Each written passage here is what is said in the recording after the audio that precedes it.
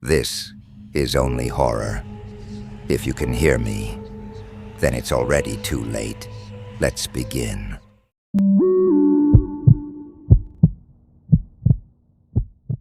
There was already someone staying in our cabin.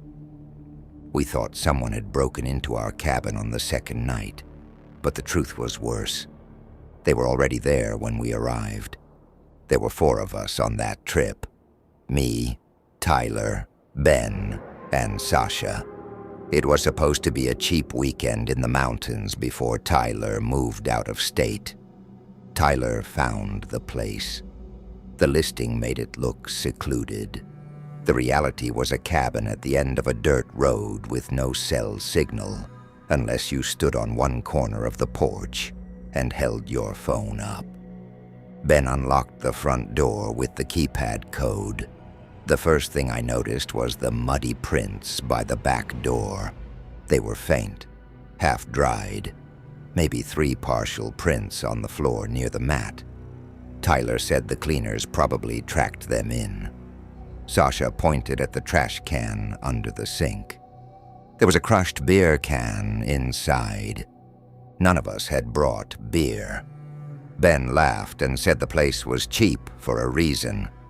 So that became the explanation. The cabin was small but laid out oddly. Downstairs had the living room, kitchen, bathroom, and 1 bedroom. Upstairs was a loft with 2 beds. There was also a locked door under the stairs labeled Utility Access. Do not attempt to open. The host's welcome message had another note. Please keep the back door locked due to wildlife. Tyler read that out loud in a fake serious voice, and Ben started making bear jokes, and the mood shifted back to normal. We unpacked, made frozen pizzas, and claimed beds. Sasha took the downstairs room because she hated loft ladders. The rest of us took upstairs. If anything felt off that first night, it was only in ways easy to ignore. One of the upstairs beds looked slightly rumpled, but Ben tossed his duffel on it and said now it matched the rest of the place. Later, Tyler came back in from the porch and asked if one of us had walked around the side of the cabin. We said no. I heard steps out there, he said. Ben shrugged. Probably deer. Nobody argued because none of us wanted to be the first one to turn a cabin sound into something worse. I locked the back door before bed. I remember checking it twice. Sometime in the night, I woke up to the sound of someone moving around downstairs.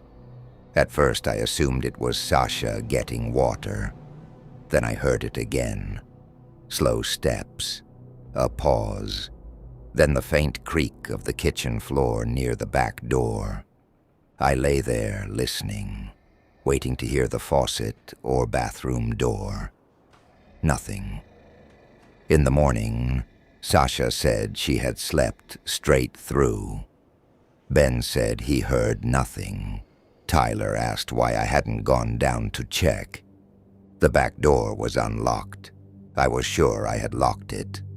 Ben said old doors shift in damp weather.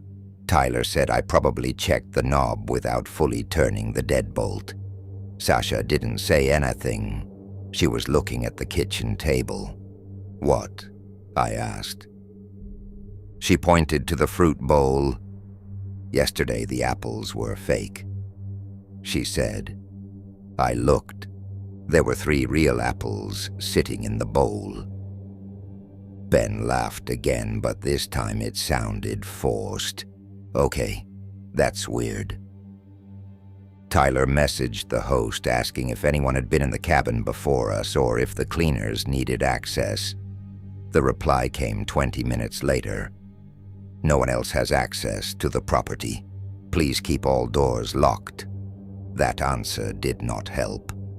We left for the lake around noon because sitting in the cabin talking about footprints and apples felt stupid in daylight. On the walk back, Sasha found the food stash. Behind the cabin, tucked near the foundation under a rusted fuel tank, were 2 plastic grocery bags weighed down with rocks. Inside were protein bars, bottled water, jerky, and a jar of peanut butter. "That's not ours," Ben said. No one answered. For the first time all day, I got the clear, sick feeling that we had been explaining things one at a time, because the full picture was worse. Footprints, beer can, unlocked door, food hidden outside. We went inside and checked every room properly. Under beds, closets, cabinets, the utility door under the stairs, locked. Ben got down on one knee and put his ear to it, then looked up at us. "I can hear something humming in there." "Probably a water heater," Tyler said, but now even he sounded thin. Sasha wanted to leave right then. Ben said we were overreacting. I said we should at least get our bags in the cars before dark. That was when Ben noticed his backpack had been moved. He had left it by the couch. Now it was on one of the dining chairs with both zippers open. Nobody admitted touching it. We loaded our bags into the cars before sunset, but Tyler said we should stay 1 more hour and figure out if we were being idiots before giving up the trip. He was the one who booked it, and I think part of him needed this to be explainable. So we stayed. We locked the front door, locked the back door, and sat in the living room without music or TV, just listening. Sasha kept her keys in her hand. Ben set a flashlight beside him. At 8:14 p.m., we heard a floorboard creak directly above us. Not upstairs, in the loft, above that. Another creak answered it. Sasha stood up so fast she dropped her keys. "I'm leaving." Tyler grabbed the host booklet off the table, maybe hoping there would be some emergency number that made more sense than the app. A folded sheet slipped out and landed face up on the floor. It was notebook paper, torn from a spiral pad. At the top, in cramped handwriting, it said, "For this time." Below that were lines written like observations. "One smokes on porch, one checks locks, woman downstairs, tall one snores, nobody moved." Ben was first to react. He threw his shoulder into the utility door. It held. He hit it again harder, and the frame cracked near the latch. From above us came 3 quick footsteps, running.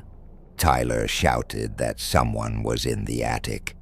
Ben hit the door a 3rd time, and it burst inward.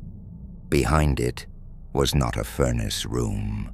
It was a narrow passage, lit by a battery lantern. The passage widened into a low space built between the rear wall and the foundation. Blankets, food wrappers, water jugs, a sleeping bag, canned soup, extra clothes, and at the far end, a wooden ladder bolted upward into the ceiling. "The attic," I said. Ben grabbed the lantern and started for it, but Tyler pulled him back. "Don't go up there. Too late." Something slammed overhead so hard, dust shook down through the hatch frame. Then we heard movement on the roof. Fast, sprinting from one end of the cabin to the other. Sasha ran for the front door. I followed. Tyler was right behind me. Ben came last with the lantern. We spilled onto the porch and scanned the roofline and trees. Nothing. Then from somewhere in the dark, behind the cars, someone said Tyler, in Tyler's exact voice. Not similar, exact. The voice came again from deeper in the trees. "Ben, get the flashlight." Sasha started crying. We got into the cars and found out the second mistake we had made. Ben's front tire was flat. sliced, one clean cut in the side wall. Tyler shoved Sasha into his car and told me to get in with them, but Ben refused to leave his Jeep. Then the porch light went out. Everything dropped into darkness except for the weak dome light inside Tyler's car. I heard movement on gravel to my left. Not running, walking, close. I yanked the rear door open just as Ben finally gave up and bolted for us. He dove into the front seat. Tyler started the engine, and we tore down the dirt road so fast the back tires fishtailed. When we finally hit enough signal to call 911, we were almost back to the highway. Deputies met us at a gas station and went out to the property with Tyler, while the rest of us stayed back giving statements. They searched the cabin, the woods, the crawl space, and the attic.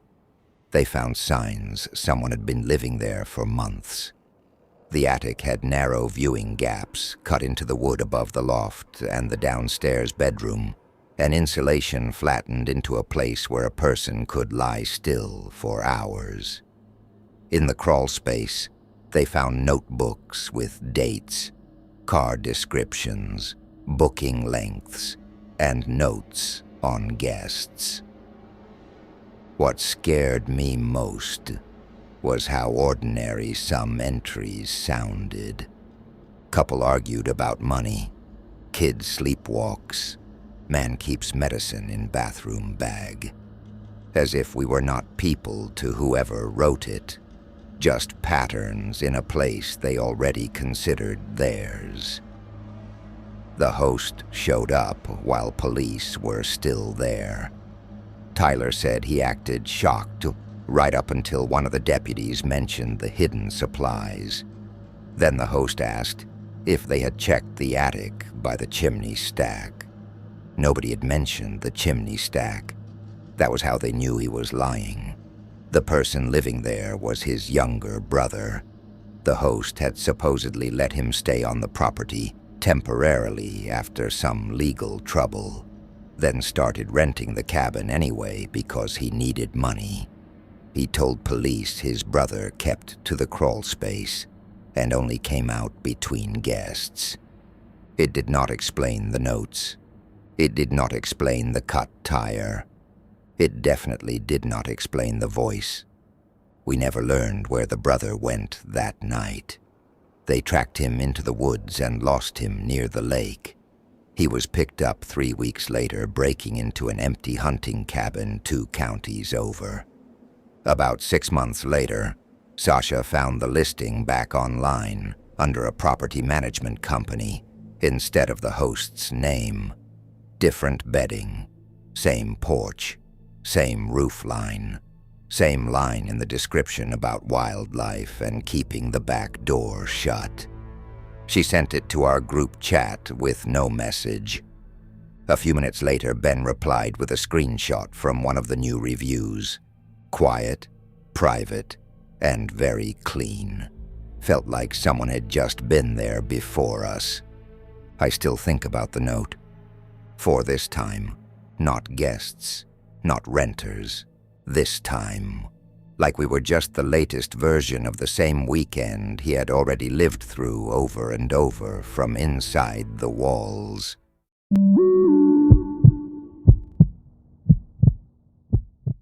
If you enjoyed tonight's story, drop a comment and tell me where you're listening from. And if you want more horror like this, make sure you're subscribed. New stories are coming soon. Until next time, keep the lights on.